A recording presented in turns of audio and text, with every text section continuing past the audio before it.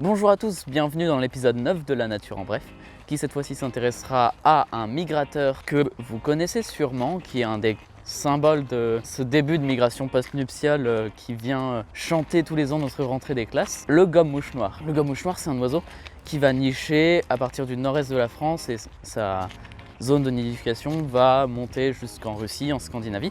C'est un oiseau qui va être très beau en plumage nuptial, donc il est magnifique, il est noir et blanc. Et il est aussi très beau, mais il devient plus grisâtre en plumage internuptial.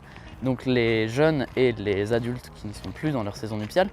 Il a un passage en France qui est beaucoup plus conséquent lors des migrations post-nuptiales que les migrations pré-nuptiales, où là on pourra même l'entendre chanter au printemps. Et ça devient vraiment un des oiseaux les plus communs de certains sites à certaines périodes de fin août-septembre, alors qu'il peut en être totalement absent toute l'année. Donc c'est vraiment un oiseau qui va lancer, qui va ouvrir ce grand bal des migrations post-nuptiales. Le gomme-mouche noir, c'est un oiseau qui va se reconnaître très aisément à son cri très typique, qui va se reconnaître partout début septembre. Là il y en a deux qui crient.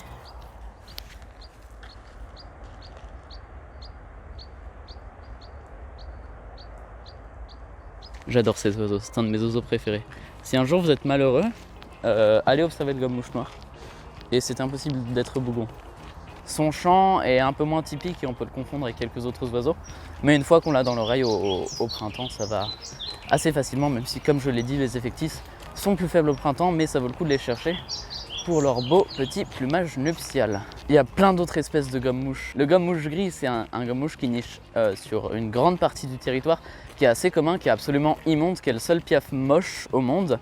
Il y a le gomme-mouche à collier qui lui aussi niche dans le nord-est, et des gomme-mouches rares comme le gomme-mouche nain, et le gomme-mouche à demi-collier qui va être très très rare. Petit bonus sur le continent américain, il y a une autre famille d'oiseaux qui correspond à des gomme-mouches plus petits qui ne gobent pas des mouches mais des moucherons.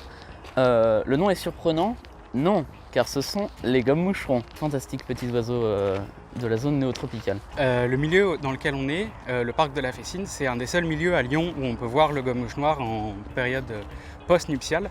C'est un milieu qui est super intéressant parce qu'il y a une plaine et en même temps il y a plein de petits buissons qui sont laissés à l'abandon. Et donc les gomme-mouches peuvent s'y poser pour se nourrir. Comme leur nom l'indique, du coup ils mangent des mouches. Et ils ont une technique un peu spéciale pour manger les mouches, c'est qu'ils se postent en affût au-dessus d'un buisson ou bien sur une branche.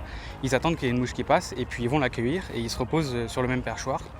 Merci d'avoir regardé et le mois prochain on va se retrouver pour parler d'une espèce assez particulière qui est le héron garde-bœuf parce qu'il y a des gros dortoirs à Lyon et c'est assez intéressant d'en parler. Donc merci beaucoup d'avoir regardé et on se retrouve pour le mois prochain. Salut!